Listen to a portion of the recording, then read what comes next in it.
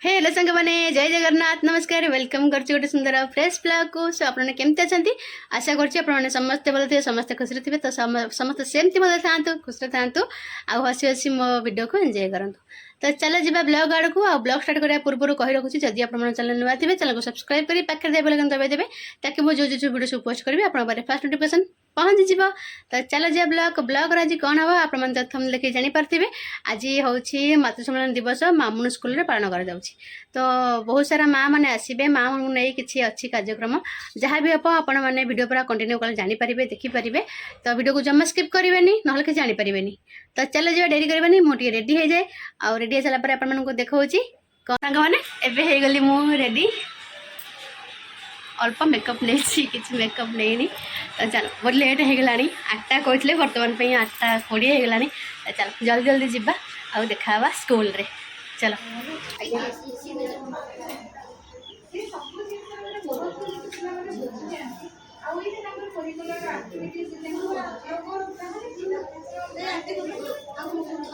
Bedsheet गोटे पड़े छोट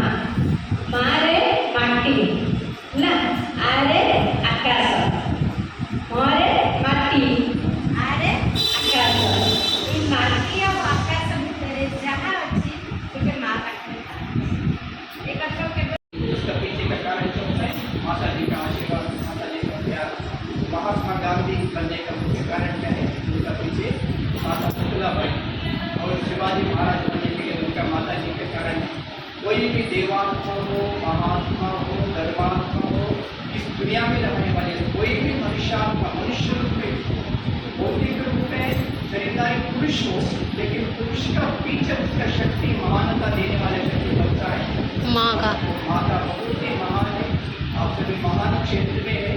आपका हर पल, हर क्षण, हर श्वास सारा दुनिया के लिए है। आपका एक एक संकल्प भी आपका बच्चों को रक्षा करेगा।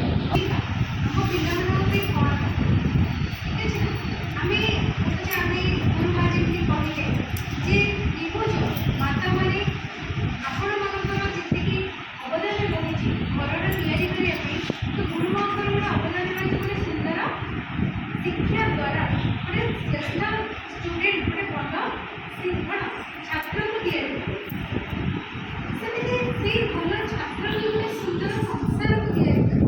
ଆଜିର ଭବିଷ୍ୟତ ହେଉଛନ୍ତି ଆମେ କହୁଛୁ ପିଲାମାନେ, କିନ୍ତୁ ପିଲାମାନଙ୍କର ଭବିଷ୍ୟତ ହେଉଛନ୍ତି ମାଆମାନେ। ଠିକ୍ ଅଛି ନା?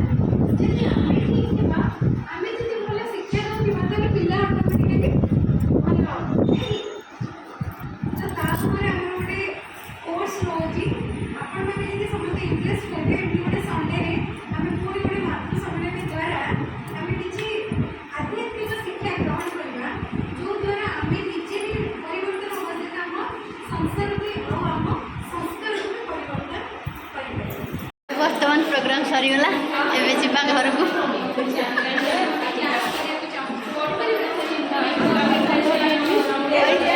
ଆଜ୍ଞା ଆଜ୍ଞା କୁହନ୍ତୁ। ଗୋଟେ ଭଲ ବ୍ଲଗ୍ କରିକି ପଠେଇବ। ବ୍ଲଗ୍ ତ ଚାଲିଛି, ବର୍ତ୍ତମାନ ଚାଲିଛି ବ୍ଲଗ୍। ଆଜ୍ଞା ଫଟୋ ଗୁରୁମା, ଆଜି ମାତୃଶକ୍ତି ଦିବସ, ଆପଣ କ'ଣ କହିବେ ମାଆମାନଙ୍କ ଉପରେ ଟିକେ କହିଦିଅନ୍ତୁ।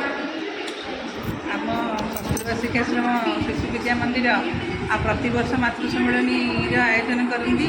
ଏ ବର୍ଷ ମଧ୍ୟ ଆମର କରୁଛୁ। ଆଉ ଭଲ ସଂଖ୍ୟାରେ ମାଆମାନେ ମଧ୍ୟ ଯୋଗ ଦେଇଛନ୍ତି, ଦେଖି ଖୁସି ଲାଗୁଛି। ବିଶେଷ କରି ଶିକ୍ଷାବର୍ଷର ପ୍ରାରମ୍ଭରେ ମାଆମାନଙ୍କର ଶୈକ୍ଷିକ, ଆଧ୍ୟାତ୍ମିକ, ମାନସିକ, ବୌଦ୍ଧିକ ଚିନ୍ତନର ପରିବର୍ତ୍ତନ କରିବା ପାଇଁକା ଆମମାନଙ୍କର ମାତୃ ସମ୍ମିଳନୀର ଆୟୋଜନ। କାରଣ ଗୋଟିଏ ମାଆଟିଏ ଶିଖିବା ପାଇଁ ତାକୁ ଟିକେ ଆଉ ଆଗକୁ 2 ପାଦ ବଢ଼ିବା ପାଇଁକା ଆମେ ଚେଷ୍ଟା କରୁଛୁ। ଥ୍ୟାଙ୍କ ୟୁ, ଧନ୍ୟବାଦ ଗୁରୁମା, ବହୁତ ବଢ଼ିଆ।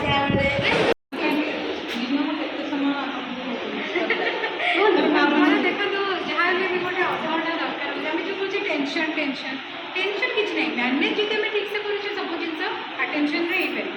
ଟେନସନ୍ ଆମେ ଗୋଟେ ଜିନିଷଟାକୁ ଠିକ୍ସେ ଆମେ ଟାଇମ୍ ଦେଇପାରୁନେ, ଆମେ ଆମର କମଜୋରି ପାଇଁ ଆମେ ତାକୁ ନାଁ ଦେଇଛେ ଯେ ଟେନସନ୍। କିନ୍ତୁ ମର୍ଣ୍ଣିଂଟା କାହିଁକିନା ଗୋଟେ ମାଇଣ୍ଡଟା ବ୍ୟର୍ଥରେ ନଥାଏ, ସବୁ ଜିନିଷ ଗୁଡ଼ା ଖାଲି ଥାଏ, ପ୍ରେସର୍ କିଛି ନଥାଏ। ଦିନ ହେଲା ବେଳକୁ ସେ ପୁରା ଡାଉନ୍ ହେଇଯାଇଥାଏ। ଇଭିନିଂରେ ଗଲେ ଇଭିନିଂରେ ହଁ ହେବ, କାହିଁକିନା ମର୍ଣ୍ଣିଂରେ ଯାହା ବି କିଛି କାମ ରହୁ। ପରେ ବି ଫ୍ରି ହଁ। ହେଇପାରିବେ। 6ଟାରୁ 7ଟା ଘଣ୍ଟାଟେ ଦିଅନ୍ତୁ। ଆମକୁ ଯଦି କହିବେ ହେଉଛି ନା, ଖାଲି ସଣ୍ଡେ ଦିଦିମାନେ ଦେଇପାରିବେ, ଆପଣମାନଙ୍କ ପାଇଁ ତ ଏକ୍ସଟ୍ରା ଟାଇମ୍ ଦରକାର। ନିଶ୍ଚିତ। ଯୋଉଦିନ 4ଟା ବେଳିଆ ଆୟୋଜନ କରୁ ସେଦିନ କିଛି ମା ଆସିପାରିବେ। ଯଦି ଆମ ଆପଣମାନେ ଡେ 4ଟା ଷ୍ଟାଫ୍ ମାନେ 5ଟାରେ ଦେଇପାରିବେ, କିନ୍ତୁ ଯେଉଁ ହେଉଛି 3ଟାରୁ 4ଟା ରଖିଲେ ଭଲ ହୁଅନ୍ତା। ଭଲ କରିବାକୁ ମୁଁ ଏଇଟା ଚିନ୍ତା ସବୁବେଳେ ଚାଲିଲୁ ଏବେ ଘରକୁ। ଟାଇମ୍ ଆସିଗଲାଣି 12ଟା ପାଖାପାଖି। ଘରକୁ ଯିବା। ଝିଅ ସେପଟେ କ'ଣ କରୁଛି କ'ଣ ନାହିଁ ଦେଖିବା। ଟାଟା ଟାଟା କରିଦିଅ। ଯାଇକି ଦେଖାଉଛି ଘରେ।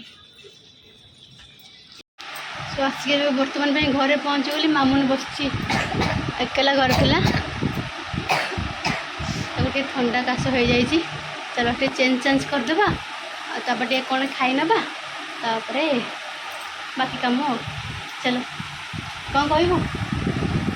ହ୍ୟାଲୋ, ହାଏ, ନମସ୍ତେ, ଆଶା କରୁଛୁ ଭଲରେ ଥିବେ ସମସ୍ତେ। ଆପଣମାନଙ୍କୁ ବାହୁଡ଼ାର ଅଭିନନ୍ଦନ। ବାହୁଡ଼ାର ଦେଖନ୍ତୁ ମୋ ଝିଅ କେତେ ଝଡ଼ି ଯାଇଛି, ପୁରା ଡାଙ୍ଗ ହେଇଗଲାଣି, ପୁରା ହାଡ଼ ବାହାରି ପଡ଼ିଲେ ପୁରା ମୋ ଧାନରୁ। ଓକେ ଚାଲ ଯିବା, କ'ଣ ଖାଇଦେଇକି ତାପରେ କାମ କରିବା।